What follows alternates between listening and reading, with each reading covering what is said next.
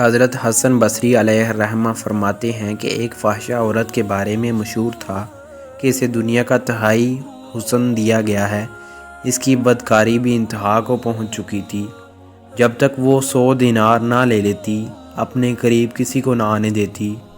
لوگ اس کے حسن کی وجہ سے اتنی باری رقم ادا کر کے بھی اس کا قرب حاصل کرتے۔ ایک مرتبہ ایک عابد کی اس عورت پر اچانک نظر پڑ گئی۔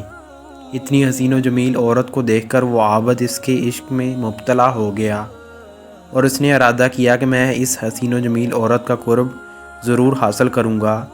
جب اسے معلوم ہوا کہ 100 دینار دیے بغیر میری یہ حسرت پوری نہیں ہو سکتی، تو اس نے مطلوبہ رقم حاصل کرنے کے لیے دن رات مزدوری کرنا شروع کی۔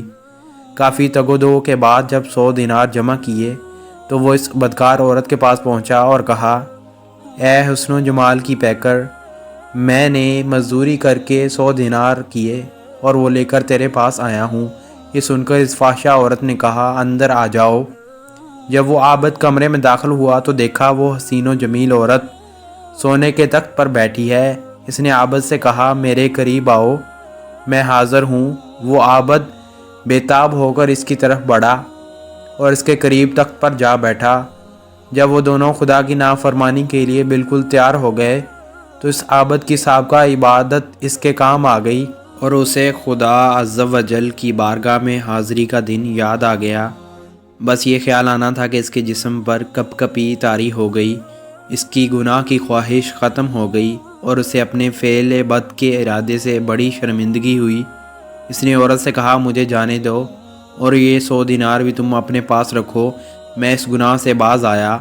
اس عورت نے حیران ہو کر پوچھا، آخر تمہیں ہوا کیا ہے؟ تم تو کہہ رہے تھے کہ میرا قرب حاصل کرنے کے لیے تم نے بہت جتن کیے، اب جب کہ تم میرے قرب میں ہو، میں اپنے آپ کو تمہارے حوالے کر دیا ہے، اب تم مجھ سے دور بھاگ رہے ہو، آخر کیا چیز تمہیں میرے قریب سے مانے ہے؟ یہ سن کر اس عابد نے کہا، مجھے اپنے رب عز و جل سے ڈر لگ رہا ہے اور اس کا خوف تیری طرف مائل نہیں ہونے دے رہا۔ مجھے اس دن کا خوف دامنے گیر ہے جب میں اپنے پروردگار عز و جل کی بارگاہ میں حاضر ہوں گا۔ اگر میں نے یہ گناہ کر لیا تو کل بروز قیامت رب تعالیٰ کی ناراضگی کا سامنا کس طرح کر سکوں گا؟ لہٰذا اب میرا دل تجھ سے اچاٹ ہو چکا، مجھے یہاں سے جانے دو۔ عابد کی یہ باتیں سن کر فاحشہ عورت بہت حیران ہوئی اور کہنے لگی، اگر تم اپنی اس گفتگو میں سچے ہو تو میں بھی پختہ ارادہ کرتی ہوں کہ تمہارے علاوہ کوئی اور میرا شوہر ہرگز نہیں بن سکتا، میں تم ہی سے شادی کروں گی۔ عابد کہنے لگا، تم مجھے چھوڑ دو، مجھے بہت گھبراہٹ ہو رہی ہے۔ عورت نے کہا، اگر تم مجھ سے شادی کر لو تو میں تمہیں چھوڑ دیتی ہوں۔ عابد نے کہا، جب تک میں یہاں سے چلا نہ جاؤں اس وقت تک میں شادی کے لیے تیار نہیں ہوں۔ عورت نے کہا، اچھا ابھی تم چلے جاؤ، لیکن میں تمہارے پاس آؤں گی اور تم ہی سے شادی کروں گی۔ اور پھر وہ عابد سر پر کپڑا ڈالے، منہ چھپائے، شرمندہ شرمندہ وہاں سے نکلا اور اپنے شہر کی طرف روانہ ہو گیا۔ اس عورت کے دل میں عابد کی باتیں اثر کر چکی تھیں، چنانچہ اس نے اپنے تمام سابقہ گناہوں سے توبہ کر لی۔ پھر اس نے اپنے شہر کو خیر آباد کہا اور اس عابد کے بارے میں پوچھتی پوچھتی بالآخر اس کے گھر پہنچ گئی۔ لوگوں نے عابد کو بتایا کہ فلاں عورت تم سے ملاقات کرنا چاہتی ہے۔ عابد باہر آیا، جیسے ہی اس کی نظر عورت پر پڑی تو ایک زوردار چیخ ماری، اس کی روح عالم بالا کی طرف پرواز کر گئی۔ عورت اس کی طرف بڑھی تو دیکھا کہ اس کا جسم ساکت ہو چکا تھا۔